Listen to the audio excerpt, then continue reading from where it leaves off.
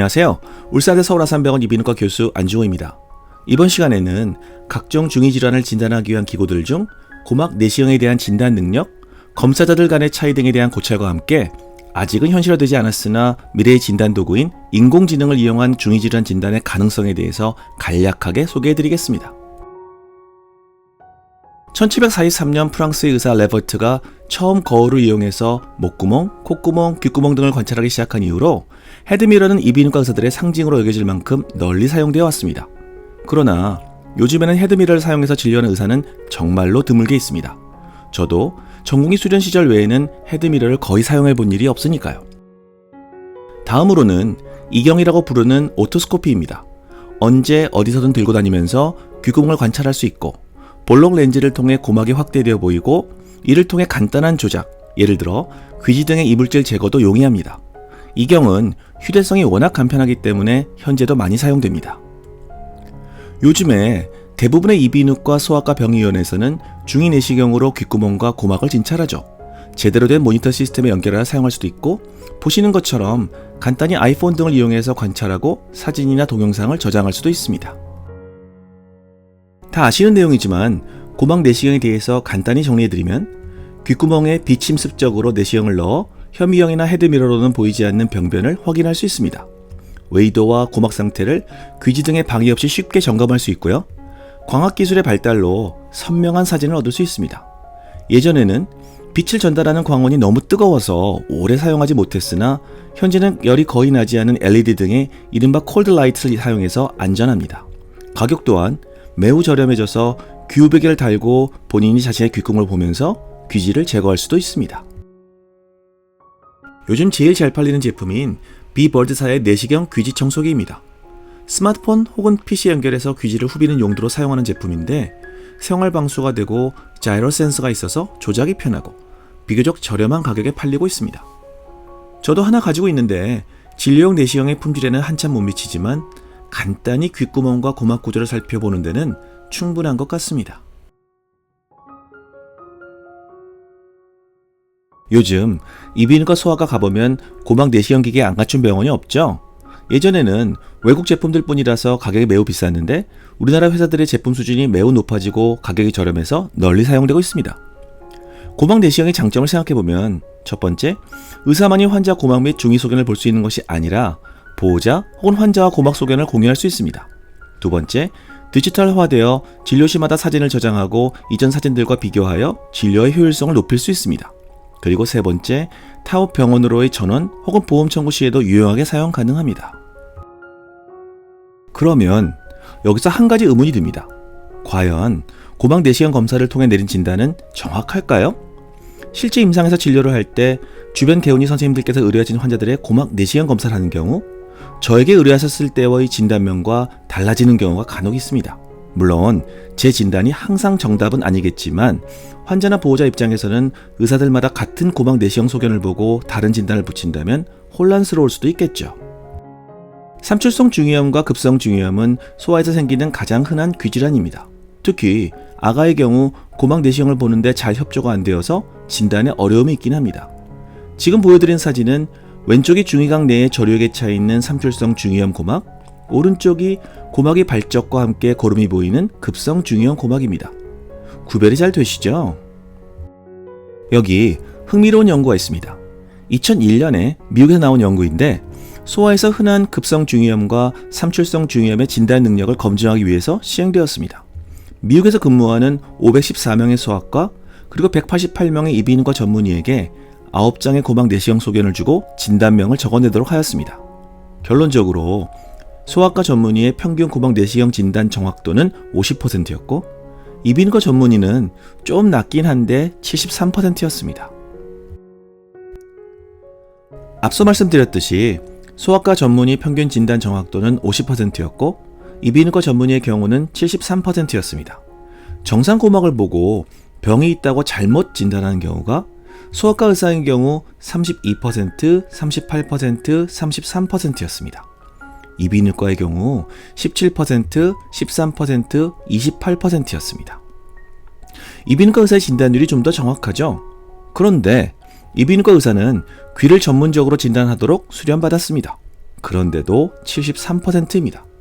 이렇게 고막 내시경을 통한 중이병변의 진단은 어렵습니다. 그래서 우리는 진단의 정확도를 올리기 위해서 노력해야 합니다. 지금부터는 본격적으로 인공지능에 대해서 말씀드리고 인공지능을 이용한 중이진단의 진단 노력들에 대해서 말씀드리겠습니다.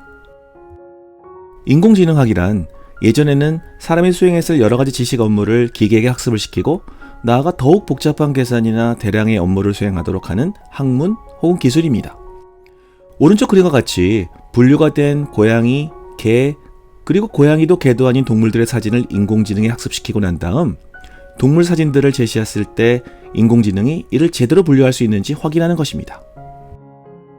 딥러닝을 통한 인공지능의 사물인식 능력은 2014년을 기점으로 사람의 분별 능력을 넘어섰습니다. 인공지능은 사람과 달리 선입견이나 몸 상태에 따라 사물의 분별 능력이 달라지지 않기 때문에 수년 뒤에는 100% 분별을 할 수 있을 것이라 생각됩니다. 오른쪽에서 보시는 것처럼 인공지능은 사람이 하는 스포츠 종류를 판단하고 화면에서 보이는 동물의 종류를 분간할 수 있으며 이 모든 것은 실시간으로 이루어집니다. 어릴 적 한 번쯤 보았던 원리를 찾아라를 기억하시는지요? 자, 어디에 원리가 있을까요? 어릴 적 원리를 찾느라 시간 가는 줄 모르고 책을 뚫어져라 보았던 경험들이 있으실 것입니다. 시간을 드릴까요? 원래 이름은 왈도이지요. 인공지능 프로젝트로 인공지능의 왈도의 얼굴을 인식한 다음 수많은 사람들 중에 찾는 속도를 보시기 바랍니다.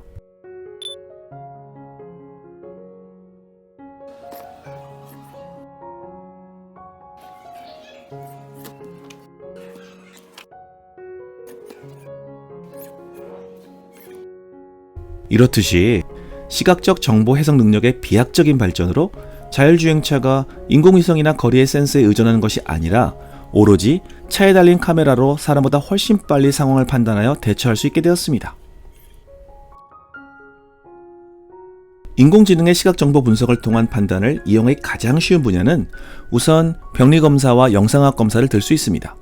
현재 서울아산병원은 필립스와 손을 잡고 디지털 병리 판독 시스템을 구축 중인데 내년에 오픈하게 되면 지금까지 병리과 의사가 현미경에 일일이 슬라이드 한 장 한 장 갈아 끼워가며 판독을 하는 것이 아니라 모두가 같은 화면을 보면서 병리 판독을 하고 나아가 인공지능 기술의 도움으로 보다 대량으로 빠른 판독이 가능할 것으로 기대하고 있습니다. 저희 병원 영상의학과에서도 인공지능을 이용하여 여러 종류의 영상 자료를 판독하는 데 도움을 받고 있습니다. 인공지능을 적용할 경우 병변을 발견함과 동시에 크기 측정과 판독이 이루어지는데 사람이 할 때는 병변을 발견하면 크기를 측정하고 판독문을 말로 하면 이를 타이핑하게 되고 다시 제대로 판독이 완성되었는지 확인하는 절차가 필요하죠. 그래서 인공지능 보조 판독인 경우 40% 시간 단축과 동시에 정확도가 향상된다고 판단하고 있습니다. CT의 판독에서도 기존대로 사람이 하는 경우 여러 단계를 거쳐서 많은 시간이 소요되는 반면에 인공지능이 보조할 경우 병변의 발견과 동시에 분석, 진단, 분류가 이루어지기 때문에 더 적은 시간에 더 나은 결과를 제공하는 것으로 판단하고 있습니다. 서울아산병원 이비인후과에서 2019년에 발표한 논문입니다. 정상고막과 만성중이염으로 천공이 있는 고막 사진들을 딥러닝을 통해 인공지능을 교육시키고 진단율을 평가하였습니다. 인공지능은 오른쪽과 왼쪽 구분 능력이 97.9%의 정확도, 그리고 고막 천공 여부를 진단하는데 91%의 정확도를 보였습니다. 비슷한 연구로 2018년에 대만 연구팀에서 나온 논문입니다. 소아의 급성 중이염과 삼출성 중이염 사진들을 딥러닝을 통해 교육시킨 결과 인공지능의 진단 정확도는 91.41%라고 보고하였습니다. 이전에 보여드렸던 소아과와 이비인후과 전문의의 진단율을 기억하시는지요? 각각 50%와 73%였습니다. 안타깝지만 인공지능을 통한 중이고막 소견의 진단은 인공지능이 아주 숙련된 전문가를 제외하고는 대체적으로 우수하다고 판단됩니다. 2019년에 연세대학교 이비인후과에서 나온 논문입니다. 1544장의 고막 내시경 사진을 딥러닝을 통해 교육시키고 인공지능의 진단 정확도를 측정하였습니다. 고막 소견은 정상, 상고실 함몰, 고막 천공, 외이도염, 고막염, 그리고 종양 모두 6가지로 분류하였고 딥러닝 후 인공지능의 고막질환 분별 정확도는 93.67%로 보고하였습니다. 인공지능이 다양한 중이 질환들을 분석할 수 있는지 가능성을 본 연구인데 상당히 높은 정확도라고 생각합니다. 현재 제가 진행하고 있는 딥러닝 기반 중이질환 진단기술 개발 프로젝트에 대해서 말씀드리겠습니다. 서울 아산병원 이비인후과에서 확보된 7,156명의 고막 내시경 영상 데이터베이스를 활용해서 딥러닝 네트워크인 인셉션 리스넷 V2를 적용하였습니다. 저희는 보다 임상에서 사용할 수 있도록 보시는 것처럼 다양한 진단명별로 분류를 하였습니다. 결론적으로 인공지능 알고리즘의 전체 진단 정확도는 95.5%이며 정상인지 비정상인지 판단 평가에서는 96.8% 이상을 구분할 수 있었습니다. 현재 결과를 정리해서 논문 작성 중이며 앞으로는 이를 활용해서 상품 개발 가능성 및 진료 활용 방식 등을 연구하는 중입니다. 다음은 저희 연구 결과들의 결과 분석 예들을 보여드리겠습니다. 고막 소견이 항상 한 가지만 있을 수는 없죠. 예를 들어 만성중이염으로 고막에 천공이 있으면서 염증이 심한 경우 고막염을 동반합니다. 그래서 저희는 진단 가능성이 가장 높은 진단명을 확률로 표기하여 두 가지를 제시하도록 하였습니다. 먼저 정답 예측의 예를 보여드리겠습니다. 제시된 고막이 정상인지 비정상인지를 판단하는 테스트인데 매우 높은 확률로 정상, 비정상을 구분하였습니다. 예를 들어 왼쪽 첫 번째 사진은 정상인데 인공지능 역시 100% 확률로 정상으로 판독하였습니다. 그리고 오른쪽 두 번째 사진은 고실 경화반을 보여주는데 이번 연구에서 저희는 인공지능에게 고실 경화반을 정상 고막과 다른 비정상으로 학습시켰고 그 결과 고실 경화반이 있는 경우 비정상으로 분류합니다. 이 경우는 실제 임상에서 단순히 고실 경화반이 있다고 비정상 고막은 아니므로 추후 재교육을 통해서 학습시켜야 할 것 같습니다. 정답 예측의 두 번째 예입니다. 저희는 고막을 대표 진단명으로 분류하여 라벨링하였습니다. 보여드리는 결과물은 저희가 라벨링한 결과와 매우 높은 일치도를 보이는 경우입니다. 예를 들어 왼쪽 첫 번째 사진은 회복된 고막 천공으로 라벨링하였는데 인공지능 역시 95%의 확률로 회복된 고막 천공을 그리고 3%의 가능성으로 고실 경화반을 진단하였습니다. 또한 오른쪽 첫 번째 사진은 제가 상고실 진주종으로 분류하였는데 인공지능 역시 상고실 진주종으로 100% 진단하였습니다. 저희가 오답 예측의 예로 보여드리는 사진입니다. 저희는 오답의 정의를 인공지능이 판독을 할 때 애초에 사람이 라벨링한 진단명을 첫 번째로 지적하지 않은 경우로 정했습니다. 예를 들어 왼쪽 첫 번째 사진은 제가 고막염으로 라벨링했지만 인공지능은 57%의 확률로 만성중이염을 40%의 확률로 고막염으로 진단했습니다. 이 사진은 사실 만성중이염으로 진단한 인공지능이 더 합리적인 것 같습니다. 또한 오른쪽 첫 번째 사진은 제가 삼출성 중이염으로 라벨링했는데 인공지능은 귀지로 60% 판독, 삼출성 중이염으로 33% 가능성을 제시했습니다. 이 경우는 귀지보다는 삼출성 중이염 여부가 더 중요하겠죠. 그렇지만 확률적인 문제는 있어도 완전히 잘못 진단하는 것은 아닙니다. 앞서 말씀드렸듯이 진단명은 절대로 하나가 아니죠. 그래서 저희는 진단명이 두 가지인 경우에 서로 간의 중요도에 대한 정의를 고심하고 있습니다.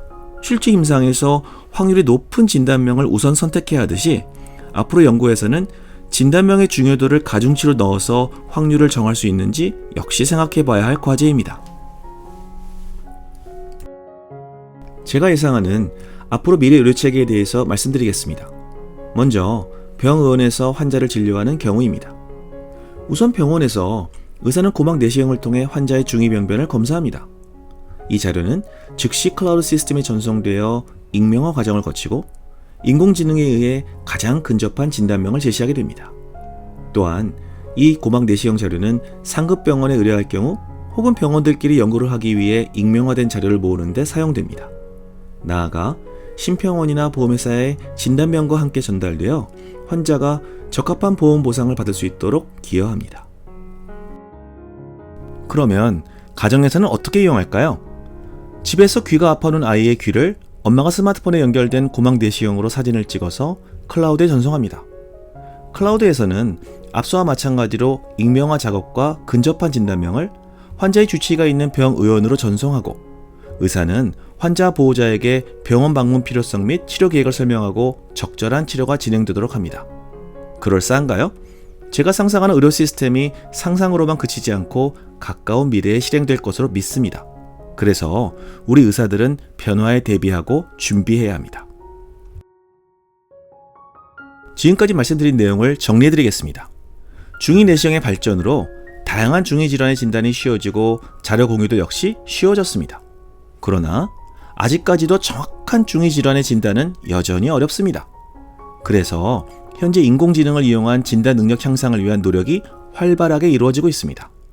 또한 앞으로 블록체인 기술, 익명화 자료 변환 등을 통한 데이터 활용이 활발해짐에 따라 가정에서도 혈압을 재거나 당뇨 수치를 검사하듯이 손쉽게 중이내시경 고막 사진을 주치의에게 전달하고 초기에 적절하게 치료받을 수 있는 시스템이 도입될 것으로 생각합니다. 강의 내용이 재밌으셨나요? 아무쪼록 유익한 강의였기를 바랍니다. 감사합니다. 건강하고 즐거운 하루 되세요.